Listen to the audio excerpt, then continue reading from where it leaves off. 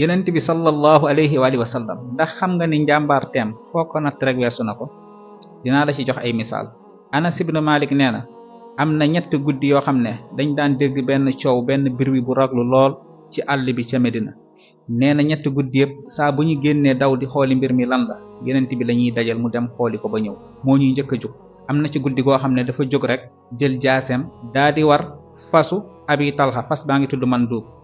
ñi dem di xooli mbir mi lan la wekkoo suñuy jaasi war suñuy fas ndekete yonent bi jiitu nañu dem ba xooli mbir mi ba ñëw dajak ñun ne ñu dëpp leen du dara jàmm rek ngeen di am.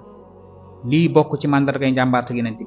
Ali ibn Abi Talib ku ne xam ne ni jàmbaar la te ku wax njàmbaarte ba yegg ci aliyin fa ngay teeralee. aliyin nee na daan nañ nekk ci xare bu xare bi musaana metti musa tàng ñu ëpp ci ñun dañuy daw dellu làkkatu ci ginnaaw yonent bi.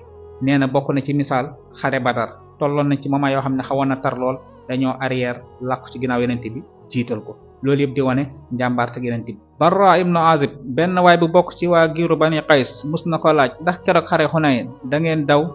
Barra ne ko ñun ñëpp a dawoon ba mu des yonent bi. yonent bi maa ngi ko gis mu taxaw nekk ci kaw war waayam naan ana nabi la kazib ana ibnu Abdul Muttalib allahumma nazil nasrak.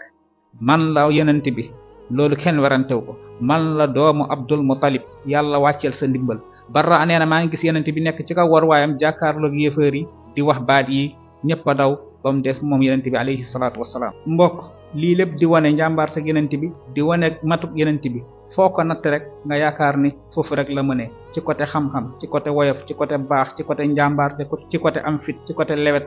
allahu akbar julli leen ci yonent bi alayhi salaatu wassalaam salawaatullahi wasalaamu alayhi wassalaamu aleykum.